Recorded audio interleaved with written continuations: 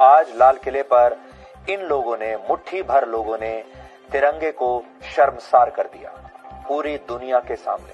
आप देख सकते हैं, ये ट्रैक्टर नहीं थे, इन्हें टैंक बना दिया गया था। ट्रैक्टरों को हथियार की तरह इस्तेमाल किया गया। इसके बाद जब आपके बच्चे, छोटे बच्चे भी कभी ट्रैक्टर को देखेंगे दूर से भी सड़क पर, तो उनके मन में एक डर का भाव आएगा कि ये ट्रैक्टर कहीं उनके ऊपर ना चढ़ जाए। अपने कर्तव्यों को भूलकर ये सारे वो लोग हैं जो सिर्फ अधिकारों की मांग कर रहे हैं, और इनका जवाब भी भारत के नागरिक ही दे सकते हैं, यानी आप लोग ही दे सकते हैं। तिरंगे के 3 रंग, केसरिया रंग में भरी शक्ति और साहस, सफेद रंग में लिपटी शांति और सच्चाई, हरे रंग में समाई इस मिट्टी की जरखेजी, प्रगति और अच्छाई, और बीच में कर्तव्य सिखाता अशोक चक्र। ये महज एक ध्वज नहीं, जीने का तरीका है। चाहकर भी कोई इसका अपमान नहीं कर सकता।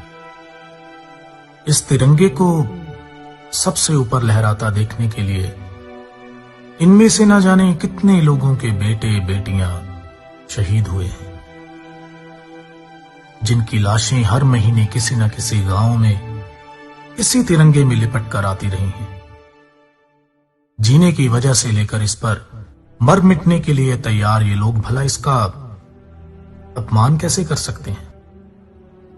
इन लोगों की आंखों में यह चमक इसी तिरंगे ने तो भरी है। इसी के असूलों की हिफाजत करते ये लोग आज यहां तक पहुंचे हैं। असल में ये लड़ाई शुरू ही इन असूलों की वजह से हुई। दुनिया का सबसे बड़ा लोकतंत्र भारत, जिसके गणतंत्र दिवस पर ये किसान अपने हकों की लड़ाई में शांतमयी परेड निकाल रहे हैं। 65 दिनों से दिल्ली की सड़कों पर लाखों की गिनती में बैठे ये किसान। इतने दिनों से ना तो कोई खराबी हुई और ना ही कोई तोड़फोड़, बल्कि आसपास के लोगों और बेजुबान जानवरों का पेट भी इन्हीं लोगों ने भरा।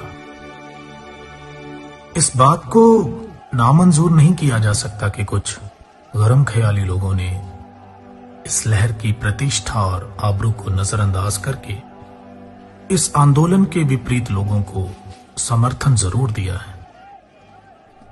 मगर सवाल तो यह है कि ये सब आज ही के दिन क्यों? क्या सरकार इस बात को जानती नहीं थी या जानबूझकर इस बात का इंतजार कर रही थी कि कुछ ऐसा हो और इस लड़ाई में बाधा डाली जा सके? और जरा सोचिए, इस सब का फायदा किसको होगा? क्या किसान खुद चाहेंगे कि लोग इस लहर से टूट जाएं? क्या वो चाहेंगे कि जो ये सरकार ढूंढ रही है वो थाली में परोस के दे दिया जाए? इन सब चीजों का नुकसान इस आंदोलन को ही है, तो कोई भी भला अपना नुकसान खुद ही क्यों करेगा? इस बात को जरा सोचिए और समझिए।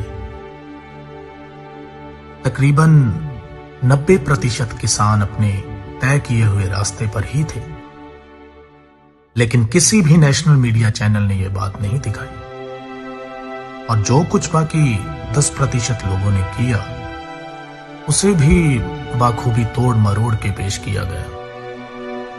हिंसा, दंगे, फसाद, ये सब कुछ आप पहले भी सुन चुके हैं, लेकिन इस बार ना तो कोई दुकान लूटी और ना ही कोई इज्जत बेआबरू हुई, बल्कि किसी भी आम इंसान को एक खरोंच तक नहीं आई। ज्यादातर टीवी चैनल्स की हेडलाइन ऐसी थी जैसे पहले से सोच के ही बनाई गई हो। किसी ने नहीं दिखाया कि कितने शांतिपूर्ण तरीके से दिल्ली की सड़कों पे लाखों की गिनती में ये किसान बिना किसी को नुकसान पहुंचाए तिरंगे के साथ किसानी झंडे पकड़कर अपनी हकों की आवाज और बुलंद कर रहे थे।